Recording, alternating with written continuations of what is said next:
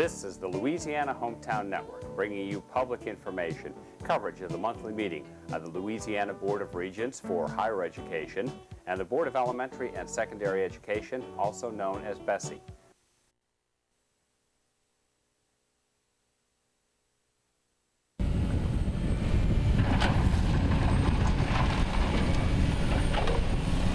Today we're in Intercoastal City. We're preparing to go out into Vermilion Bay to an area named Redfish Point to look at one of our latest projects. We have an artificial reef under construction out there as we speak today. This is an area that was once a prominent oyster reef that has subsided and decayed over the years. And in 2006 we did a first phase of restoration on this. And we're back here today again in 2015 to further enhance that reef area to provide habitat and fishing opportunities. What we're doing is placing the 4-inch limestone on the bottom there to create a hard surface for the marine organisms to attach. This is a technique we've used across the state in all of our major bays and lakes. This will be the 17th reef project for CCA Louisiana since we've started our habitat program, and we're committed to having an ongoing program and replacing some of what we're losing to natural processes here in Louisiana. What kind of response do you get from the fish? The fish love it. Almost immediately the fish come to it just because of the bottom changes, the currents change, and it just creates a different atmosphere for them. But then the marine organisms start attaching almost immediately also, and within months we have some growth on there of marine plants and invertebrates that creates a nice place for the bait fish. And then of course what we're looking for, the game fish come after. It's the Coastal Conservation Association of Louisiana, CCA as most people know us. We're a nonprofit organization here in Louisiana. We've got over 20,000 conservationist members right here in the state of Louisiana who are interested in making sure that the great fisheries we have here today in Louisiana remain for generations to come. And we work every day at the state capitol and in Washington, D.C. And around the state of Louisiana to make sure that we have a great fishery for a long, long time. The good folks from DLS Energy on the reef site dropping about 4,000 tons of 4-inch limestone that will make for a great reef habitat for speckled trout, redfish, and all the other species we love to catch out here in Vermilion Bay. When you put this substrate out there, the little tiny organisms quickly find their way to it as habitat. And as soon as the little tiny organisms get there, the slightly bigger fish get there that feed on those tiny organisms, and it doesn't take long for the game fish like speckled trout and redfish to get there to feed on those smaller fish. So it's great habitat. We find that oftentimes when we put a reef out, it doesn't take long at all, weeks and months for the fish we like to catch to show up on that habitat. What role does this play in sustaining the species? Well, a lot. We live in a state, as we all know, unfortunately, that's losing habitat at a tremendous rate, whether it be coastal erosion or rig removal from the Gulf. So anytime we have an opportunity to go build new habitat for the species we love, we're going to do it. So what we find is that these reefs create a bit of a nursery for these fish. So the fish are able to go there, they live, they spawn, they breed, and they create new generations of fish to come. So our volunteers and our conservation partners, Chevron Wildlife and Fisheries, are doing great work out here today. This is part of our ongoing program at CCA Louisiana for our habitat and our conservation work. It's one of the many areas our organization focuses on, but in particular this is one where we go out and build tangible projects like this. We've done artificial reefs, we've done some marsh creation in some critical areas, and we do a lot of outreach with youth in public and other programs. We're building a reef at Redfish Point, probably approximately placing 4,000 tons of limestone, keeping the water depth at the highest rock, maybe 6 foot from the lowest level. Tell us about the operation. How tough is it to do this? Easy for us. We're good at it. This is the 4th reef we build. Everything is going well. The weather's cooperating and just getting it done. Tell us a little bit about the process starting with the rocks behind you. Well, what we do, we got stations marked on the board. We have like 12 or 13 stations marked up, and they'll make 3 drops per station, approximately a ton per drop. And we just continue that process throughout the whole area. Maybe we'll probably end up with 4 or 5 acres when we finish. And how long does it take to do an artificial reef like this? This one's going to take about 8 days. 8 days, 8 to 9 days, we ought to be complete. What is the toughest part about doing a project like this? Weather. When weather comes in, that might shut us down for a couple of days, but other than that, everything else is a smooth sail. How can you locate the artificial reef? Usually we get it marked before we get here. All the corners are marked with the coordinates, and it's all marked, so we know pretty much where it's at. What do you think of this program? I think it's beneficial to the fishermen, recreational department. I mean, everybody. It's just going to make a good fishing habitat for down the future, you know. This is Kentucky limestone. You can see it's a very nice, clean rock product, and it's going on the bottom, create that hard surface for our marine organisms. After taking a first-hand inspection, what are your thoughts? Everything is going great out here today. We got a first-class contractor, and we're going to have a really nice reef when this is done, and it'll be here for a long time. What do you think of this operation? Fantastic. This is a first-class operation. Great contractor, great partners in this project. It couldn't go any better. Louisiana Department of Wildlife and Fisheries has an artificial reef program that's been in existence since the 80s.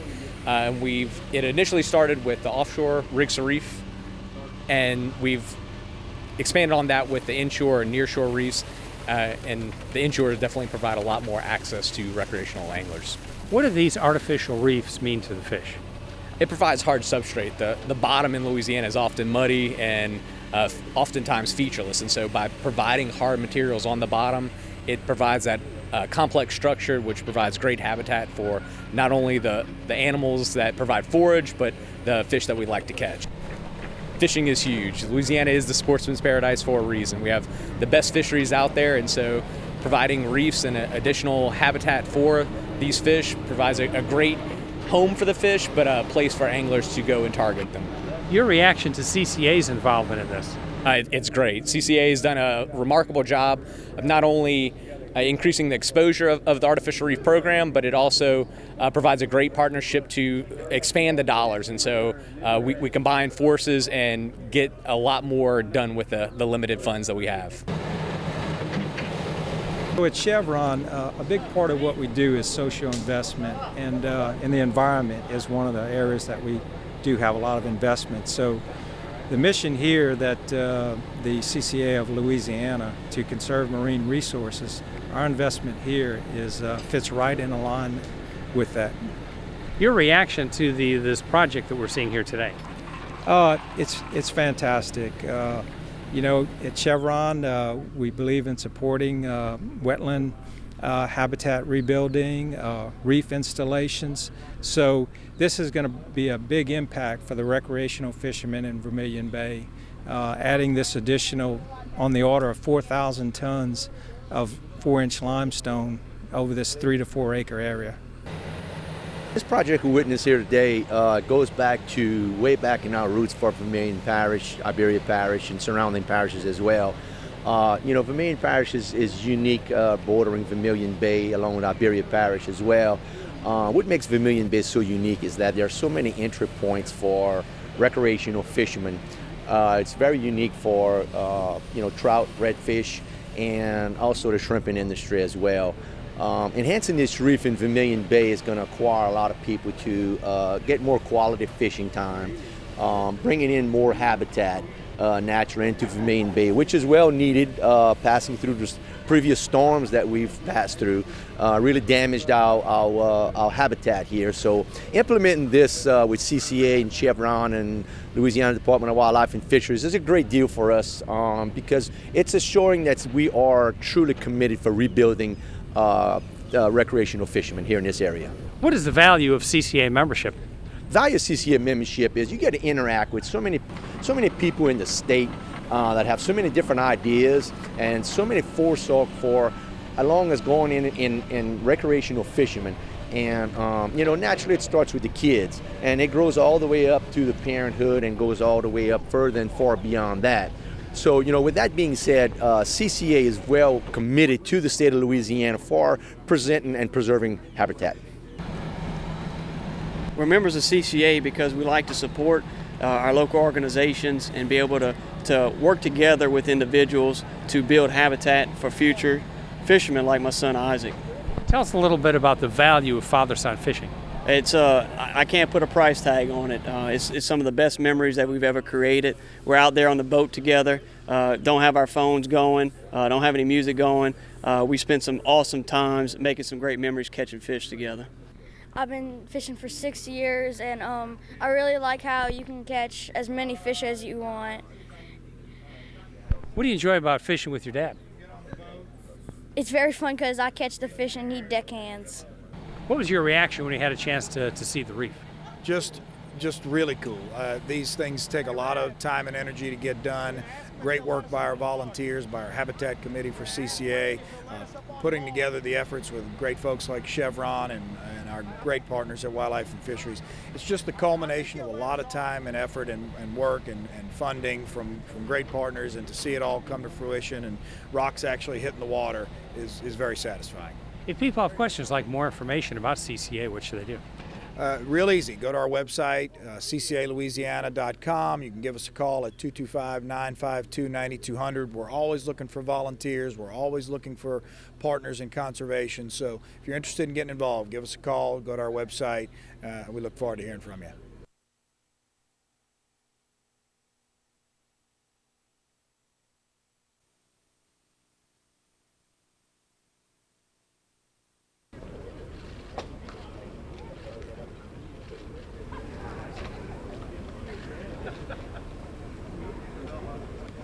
Good morning.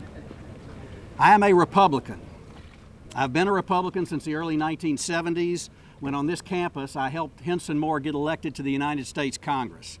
I will remain a Republican. But I also am someone who believes in voting for the person, not the party. It's why I and other longtime Republican office holders were able to be elected when Louisiana was a Democrat state. Never is this more appropriate than it is in this election, which is why Kathy and I today announce our support of John Bel Edwards. We did not come to this decision lightly. We have both fielded dozens of calls and messages about our position in this race.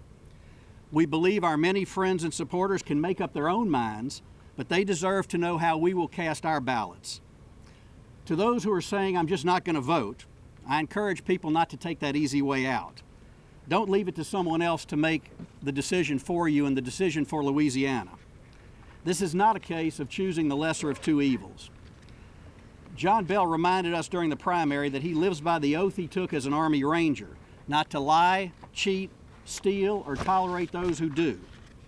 I never took that oath, but I've spent 27 years in public service attempting to prove what I said in my very first election, that the term honest politician does not have to be a contradiction in terms. So how can I pretend that everything I said about David Vitter less than 2 weeks ago has no meaning? When are we as Louisianians going to stop tolerating the embarrassment that too many of our elected officials have heaped upon this state? I've stood on the stage in this very building, the LSU Union, countless times, speaking to young people, Boy State, Girl State, YLS, many other groups, talking about leadership and the fundamental trait that a leader must possess, and that's integrity. Honor, integrity, truthfulness, openness, and ethical behavior are the most important traits of public service. John Bel is the candidate who exemplifies these traits. I know better than anybody that just because David Vitter and his super PAC say something on TV doesn't make it true. I've come to know and respect John Bel during this campaign.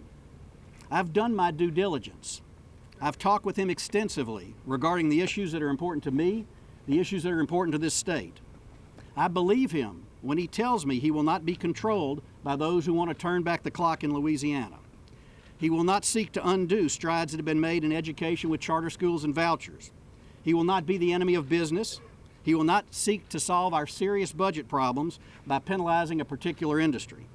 He recognizes that LSU and all of higher education are the key to continued economic prosperity. He recognizes that he formerly represented an overwhelmingly Democrat district, but that he must deal with a Republican-controlled legislature. He knows that fear, intimidation, and vindictiveness are the enemies of building a coalition to move Louisiana forward. He will govern in a bipartisan manner based upon what's best for Louisiana without regard to how it plays to a national audience. The Republican brand has been damaged by the failed leadership of Bobby Jindal during this last term. A David Vitter governorship will further damage that brand, as I and others have pointed out during the campaign. I cannot and will not sit idly by and refuse to speak truth to power. I will support an honorable, pro-life, pro-gun Democrat who can build coalitions and whose values best reflect those of our great state. Thank you very much.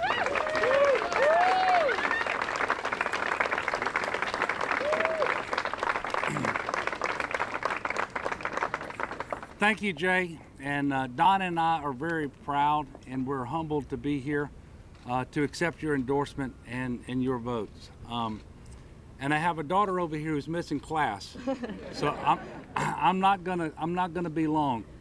But Jay has been a committed and dedicated public servant for a long time. He's been very effective. He's always been a man to uphold the highest ideals, a man of integrity, a man of honor. And in fact, it started right here at LSU where he was the student body president. And I suspect that one of the reasons that he's endorsed me is he knows, as I do, that the state of Louisiana is hurting today. And that's certainly evidenced by the fact that LSU, our flagship university, just this spring, prepared paperwork to declare financial exigency, which is the same as bankruptcy for a higher education institution. That's the shape that Louisiana is in. We can't invest in anything that is a priority because we have a structural budget deficit. We have a governor who has been absent, a governor whose policies have been bad for our state, and a governor who's been disengaged and benign neglect has done damage where his policies did not do damage. So we have to do better as a state. That's why Jay is here.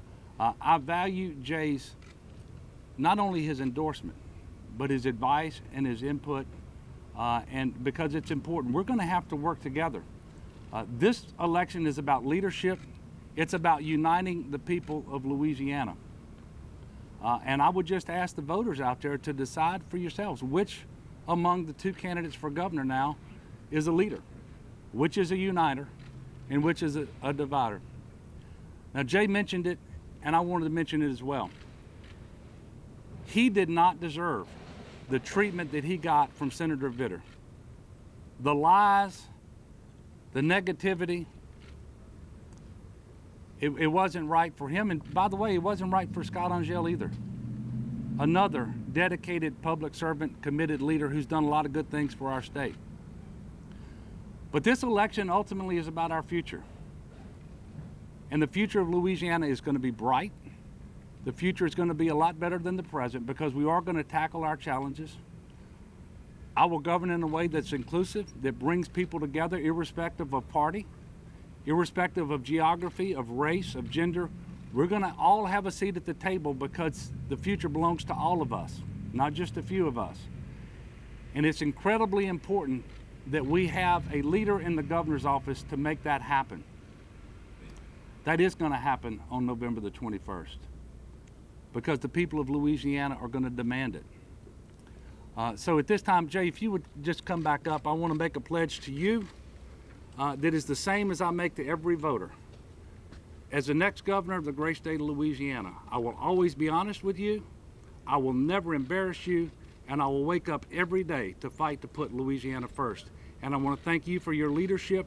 I want to ask for your partnership, not just in this campaign, not just with your endorsement, but as we go forward to put Louisiana first, to move Louisiana forward. And I want your friendship, and I want your advice and your counsel. Thank you very much. Thank you. Thank you. God bless all of you. Kathy and I have been bombarded by people asking us, what do we do now? People who are frustrated, they don't want to vote for David Vitter, they don't want to vote for a Democrat, and I felt it important to tell them what we were going to do. They're intelligent people who can make up their own mind, and I don't expect that this is going to create a huge following necessarily, but I wanted people to know what we were going to do. I think they are entitled to that and deserve that. Tell us a little bit about your conversations regarding the future of Louisiana. Well, obviously, I wanted to make sure that I was satisfied that John Bell is not the demon that he is going to be made out to be, and I don't think he is that. I believe he's a reasonable, pragmatic, good man who's going to do the right thing for the right reasons, and he assured me that he was not going to be taking a step backwards on some of the issues that I feel very strongly about, including vouchers, including charter schools, including issues that otherwise would polarize Louisiana. I think he's going to try and bring people together, and that's what I think is the most important trait that he brings to the election. Jay Darden is a man who puts Louisiana first, just like I do. And he is not a man who is controlled by party or philosophy. He's looking for a uniter, he's looking for a leader, and he called me. We had several long conversations. He wanted to make sure of my position on certain issues and achieve a comfort level as to how I will govern the state of Louisiana. We had that conversation. Obviously, he achieved that comfort level. He's here, and I'm very proud to have his endorsement. It means an awful lot to me, not just because of the impact that it's going to have on the race, but because he is a good man.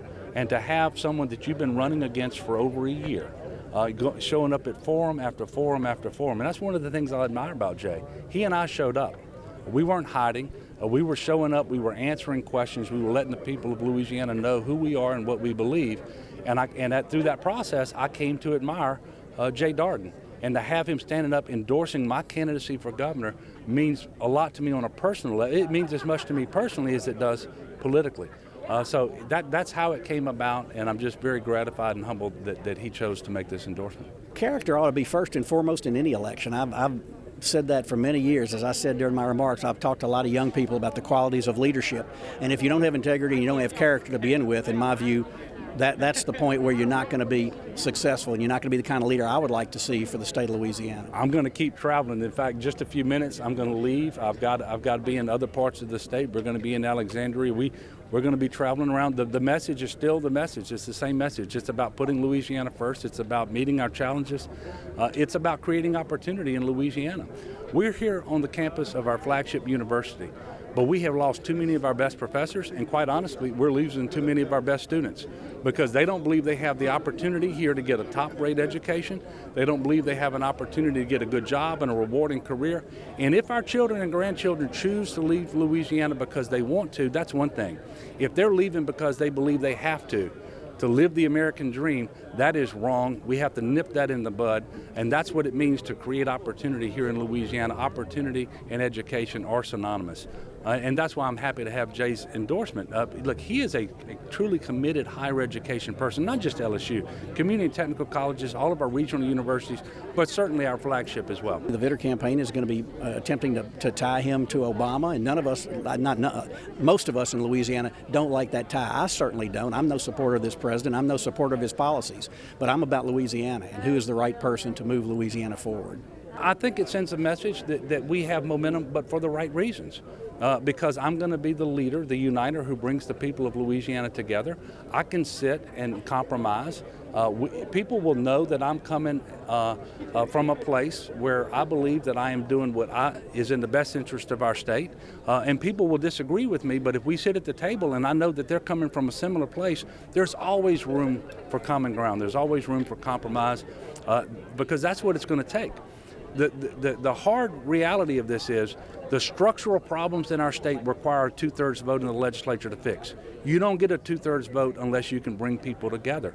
And that's why we need a leader. We need a uniter. I believe I fit that bill, and I think that David Vitter is singularly unqualified to do that. I do the very best that I can when it comes to maintaining a high standard for myself. And living by the honor code that I learned at West Point, that I actually enforced at West Point. I was chosen by my fellow cadets to be the enforcer of the honor code. A cadet will not lie, cheat, steal, or tolerate those who do. And I'll say it again, David Vitter wouldn't last a day at West Point.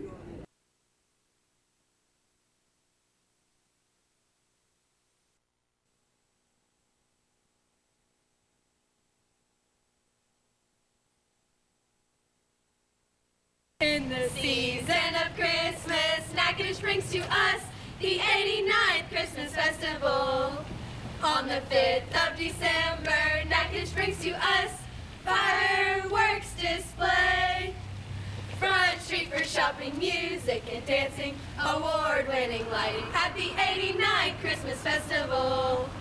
In the season of Christmas, Natchitoches brings to us famous fried meat pies.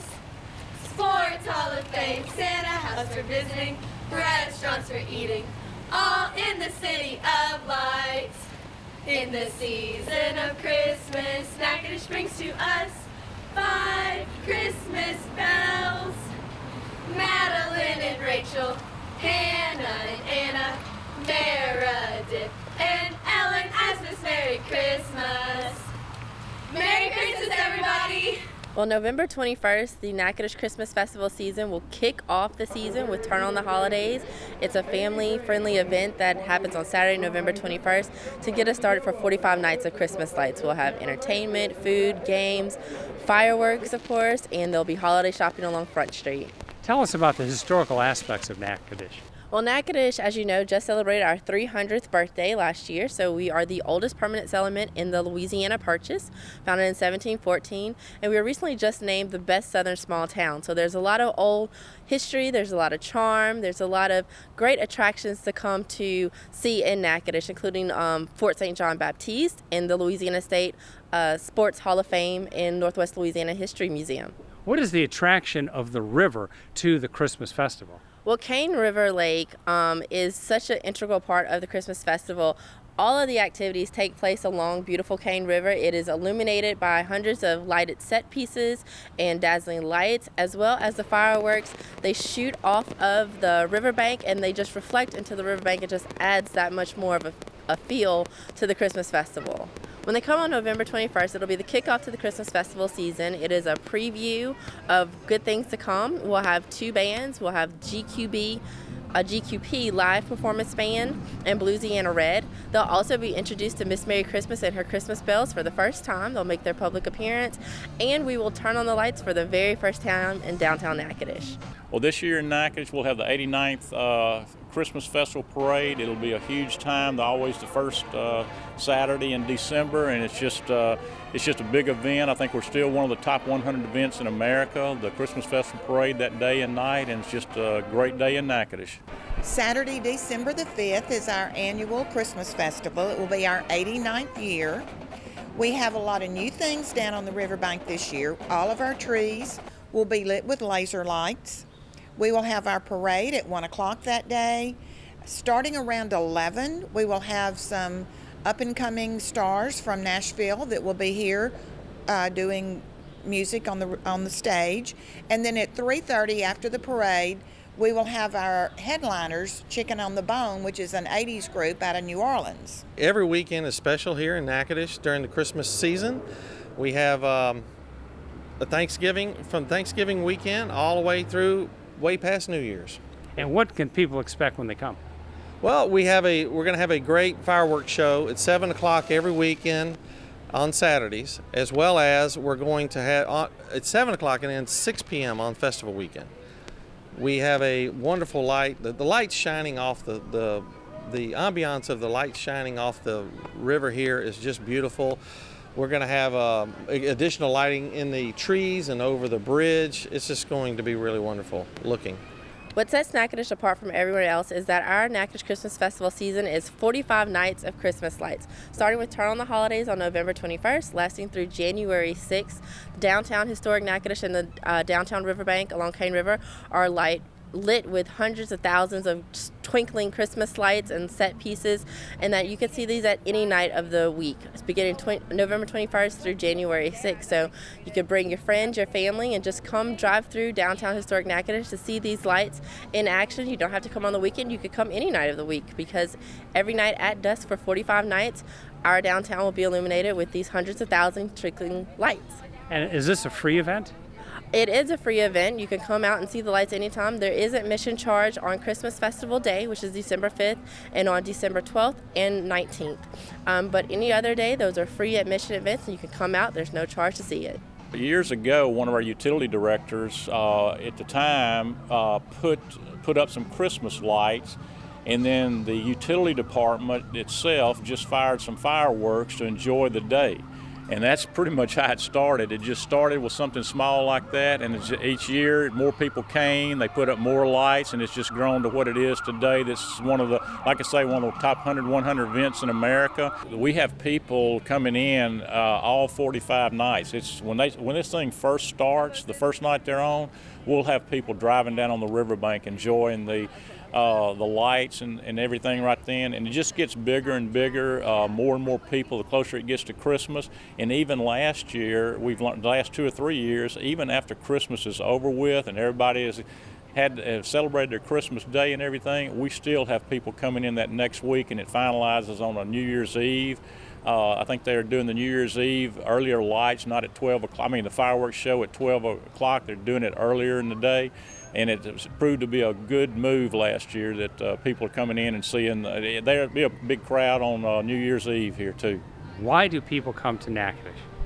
The ambiance of Natchitoches has a lot to do with it, but all of the family-oriented events that we have, it's just fun for the entire family. They can come and make memories that are going to last them for a long, long time. How far do people travel for Christmas in Natchitoches?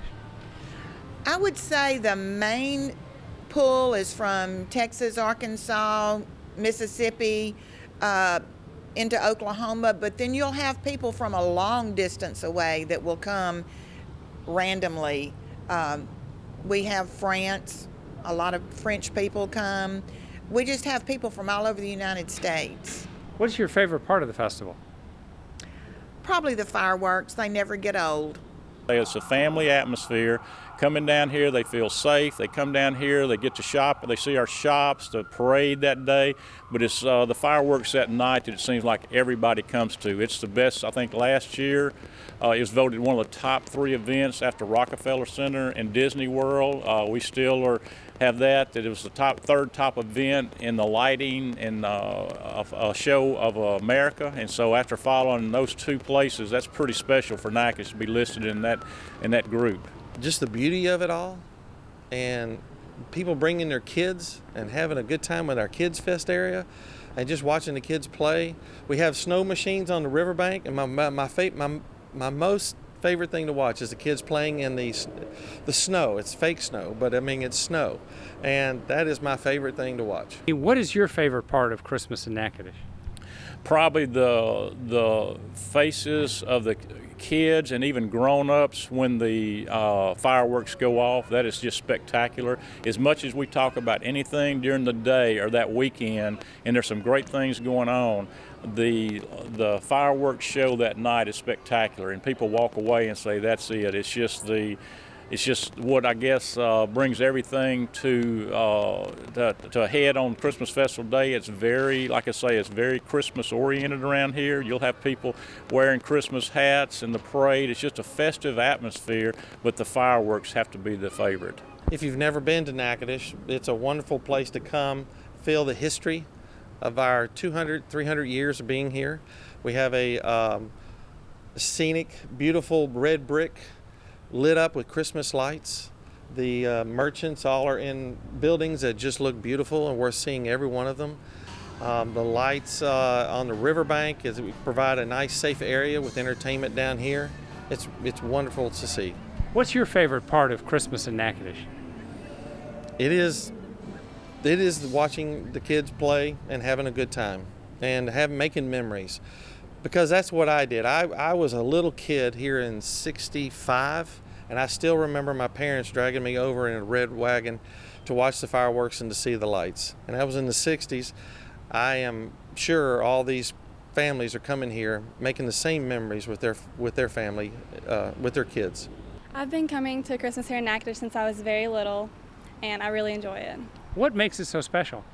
What makes it so special is just all of the lights, and everybody always comes together as a family and has a great time. What's your favorite part?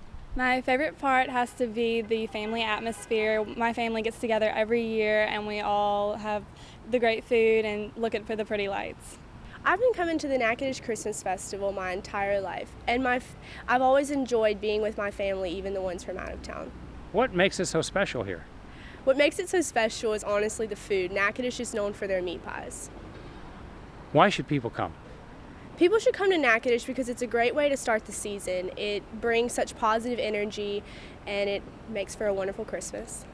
I've been coming to Natchitoches Christmas Festival for most of my life, so I'm pretty familiar about it.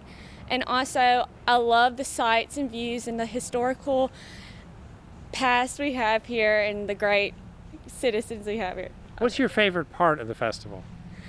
My favorite part about the festival is seeing all the families come out and be happy about being here in Natchitoches. I've been coming to festival for 14 years, and my favorite part is definitely getting my family together and just enjoying the festival. Why is it such a special time at Christmas here in Natchitoches? Christmas is special here because no matter what, you'll feel at home. Natchitoches tries to make everyone feel included, and so that's what makes it great. I've been coming to Christmas in Natchitoches for my entire life, and I really enjoy seeing all the families and children come together and getting in the Christmas spirit. What makes Christmas in Natchitoches so special? Christmas in Natchitoches is special because it's full of traditions that continue to evolve each year, and it's a great time.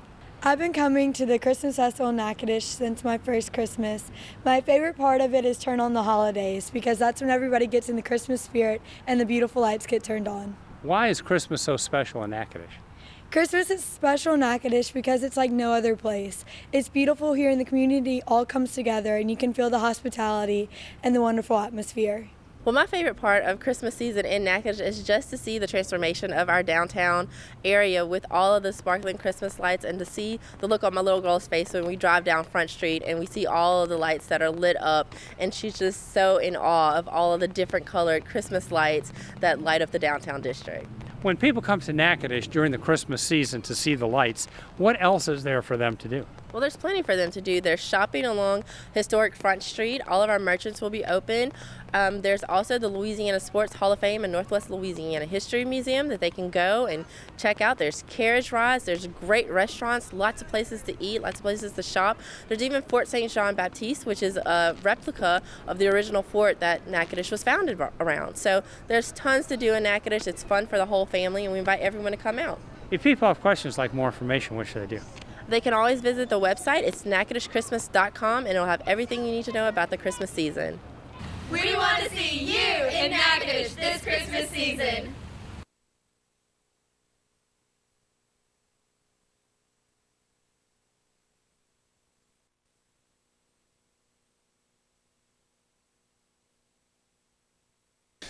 I think everyone recognizes that the current system isn't working well.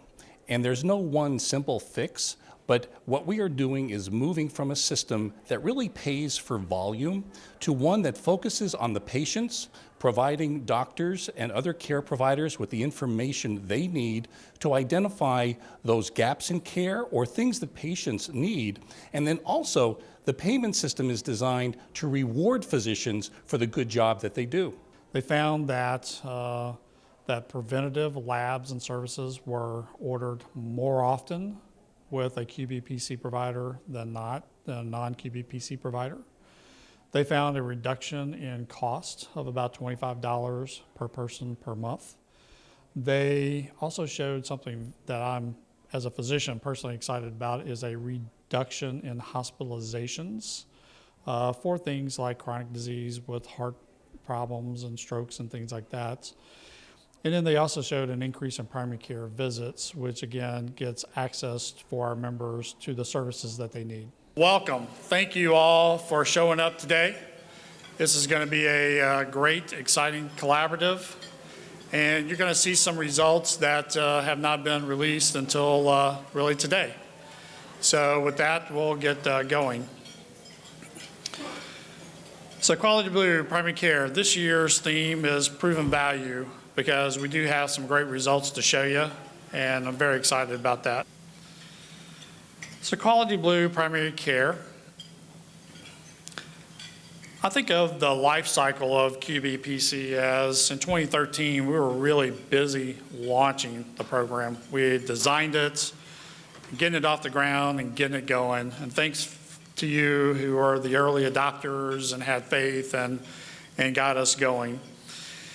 And really in 14, we're really focused on growing the program. That continues to this day, and we continue to still grow the program. And just to highlight some of the growth. So we have 656 primary care docs and growing. We have about 180,000 members in the program and growing. We have about a little less than 70,000 members with these 4 chronic diseases that we focus on. And then we have given out, in addition to fee-for-service, $8.5 million since the program has been launched directly to primary care. And I think that also shows the commitments that Blue Cross has to the primary care community, and that will continue. So what's next? So really, like I said, this year is really about proven results. Thinking back last year, we started giving away some awards, and we saw early on that there was dramatic improvement in many of the practices. So we wanted to highlight some of the best performers so that we could learn from them. And so we started giving out awards. And some of the last year's award winners were given in diabetes care, hypertension, kidney disease, vascular disease, and overall. Family Docs, East Jeff, and the Baton Rouge Clinic were our award winners last year.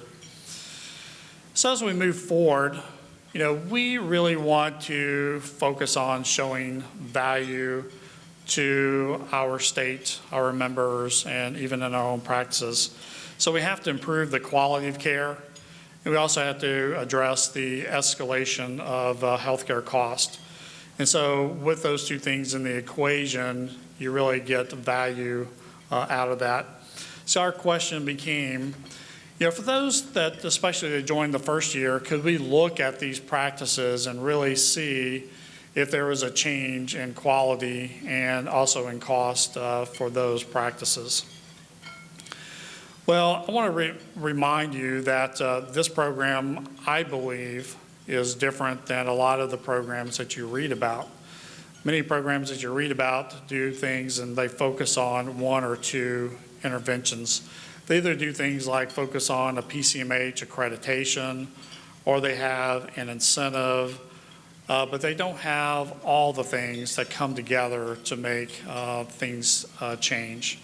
So I think with the help of the Physician Advisory Committee, we selected medical conditions that were both impactful to our members and meaningful. With our vendor, Symphony Health, we have actionable data, and that's something that that is hard to really get that type of data in the healthcare environment these days. So they help us do that. Then we have aligned payment, not for just volume, but for value. And I think that, again, is a very critical part of this. We've created a learning organization. We want to learn from each other. That's part of what the panels are about. That's what the collaboratives are about. And it's also why we offer CME through our program, as again, we want it to be a learning organization. And then we've synchronized the practice and the health plan population management efforts. For years, health plans have been calling patients, and that information is not really transferred to practices nor synchronized with the efforts of the practice. And I think we've done a good job at aligning those efforts. So, what are the findings? Well, we did a survey this last year, and we found that the primary care satisfaction is very high. It's over 90%. And we did a survey by surveying both QBPC practices and non-QBPC practices. We looked at it with people with one of these 4 conditions and with people without. There's a phone survey of about 1,200 people in total. We also found something very interesting, that QBPC patients rated their health as excellent, more so than non-QBPC practices. So to me, that translates into they have a better health status. They also do not rate their health status as poor, only 2% for the PC versus 9% for the non-QBPC practices. So the patients that are in QBPC are saying that their health is better. They also say something interesting. When they call and they can't quite get an appointment, they don't necessarily run straight to an urgent care clinic or ER. I think that, for me, what that resonates as saying is that they have a closer tie often to the QBPC practices, and they get some advice, and they may be getting care that's not necessarily a face-to-face type of encounter. And I sort of think that that could be a possibility, that with these care management fees that you're able to deliver care that doesn't necessarily always have to be face-to-face. So this slide, I think, was given last year in 2014. We saw about a 12% improvement in, I believe, hypertension, 28%. It's diabetes, 28% in hypertension, 32% in vascular care, and 69% in kidney disease. So we ran these numbers very recently, and they all went up, except for kidney disease, which remained the same. And again, that is also a victory too, because we've had new practices. So we have not deteriorated that as new people have come into the program. So we have maintained that huge increase of 69% that we saw in the first year. So these are tremendous improvements in care delivered to these patients. What's the impact? I liked to translate those numbers into a people type of measure. And so what I have done is said, okay, look, if we improved diabetes by 25%, you multiply that 25% times the number of diabetics you have, that's about 130 diabetics who are optimized today that were not optimized before. So that's about the same number of people each year that graduate LSU Medical School. So I've told Blue Cross internally that we've saved the town of Port Allen. For those of you around here, Port Allen's right across the river. And for me, it's no different than saving them from a tornado or a hurricane. So they have been protected from the ill effects of high blood pressure.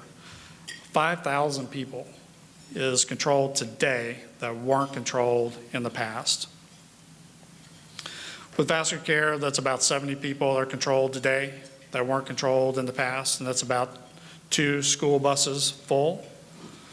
And for chronic kidney disease, that one was a huge uptick, over 500 people. That's about two airplanes full of people.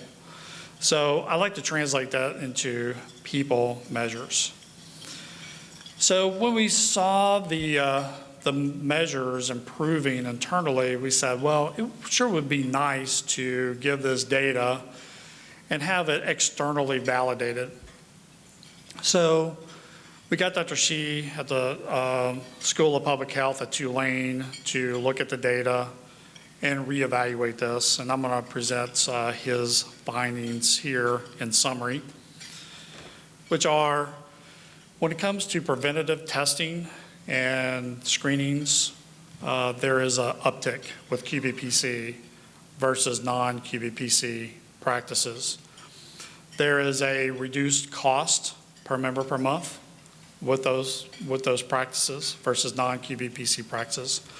There are more primary care visits. And remember, we lowered the copays and we're trying to get access, and so we think that that has an important role here, and that's a good quality measure as well. And for me, reduced hospitalizations.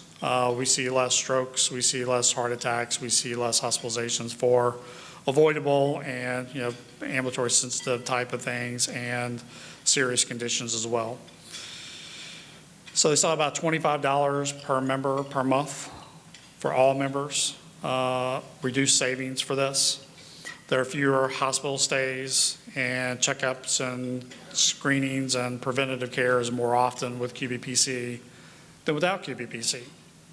So for me, that is a huge thing to say that we have achieved the triple aim which is just a huge achievement that I think we've done together. So would you mind a round of applause for yourself?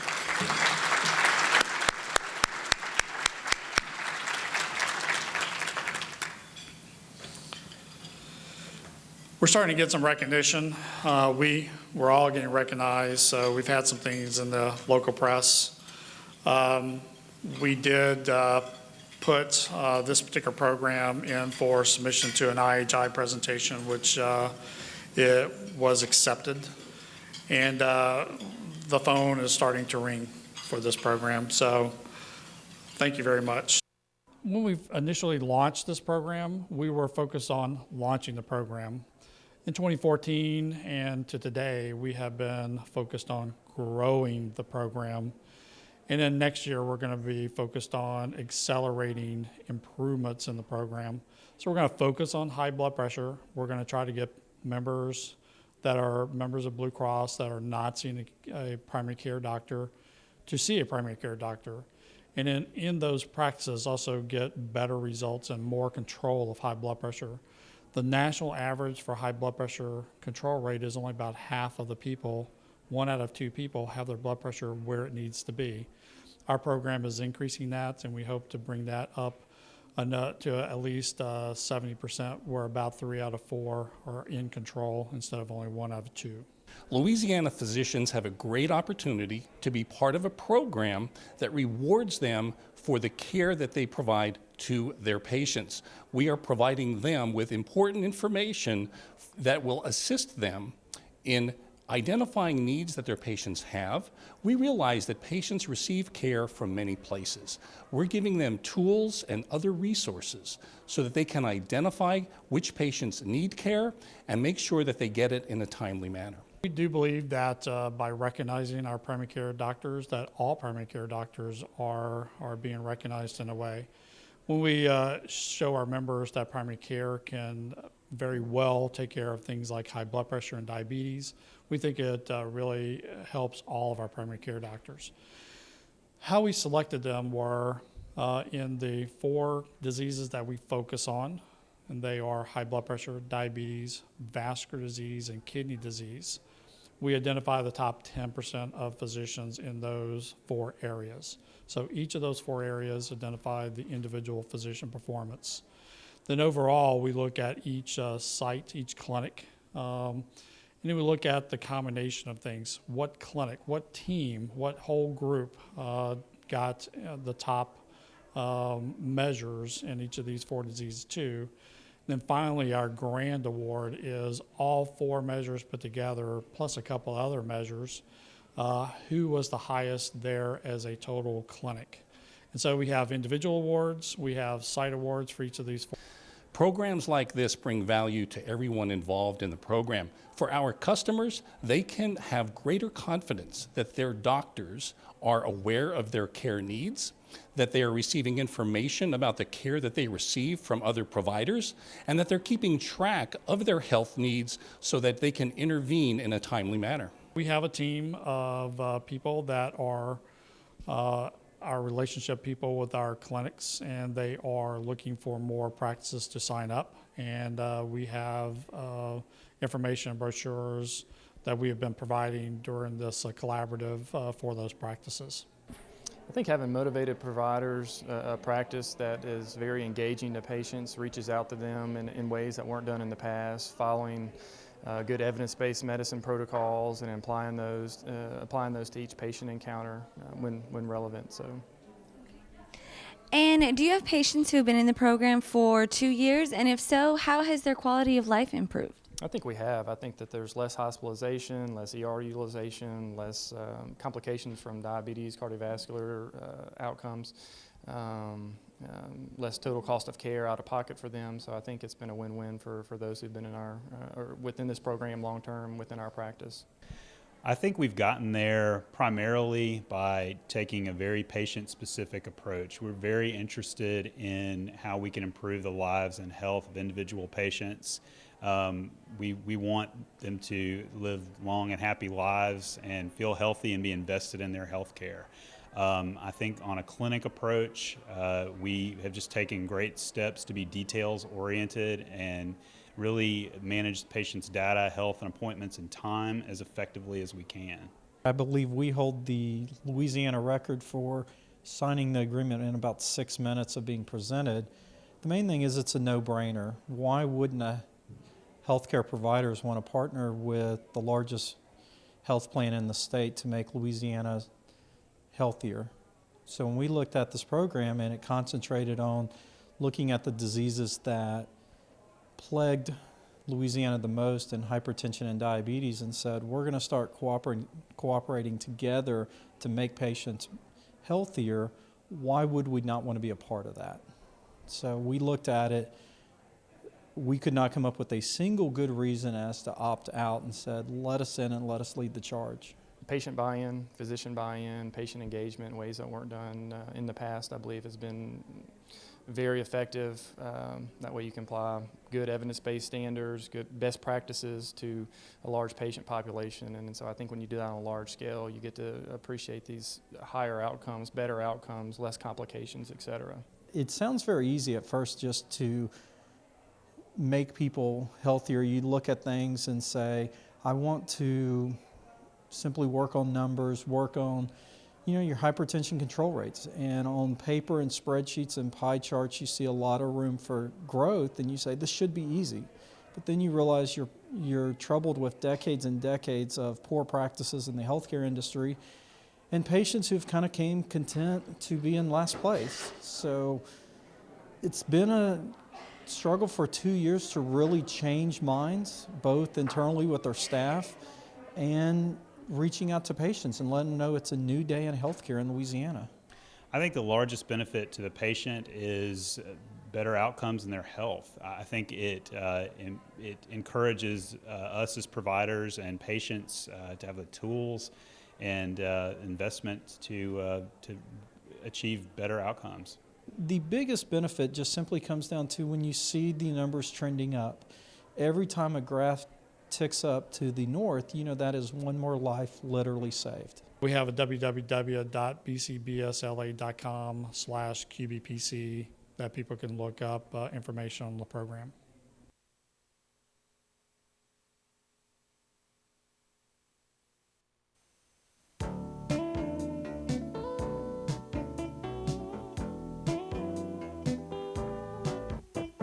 This has been the Louisiana Hometown Network. If you have questions about this program, call us at Hometown Productions.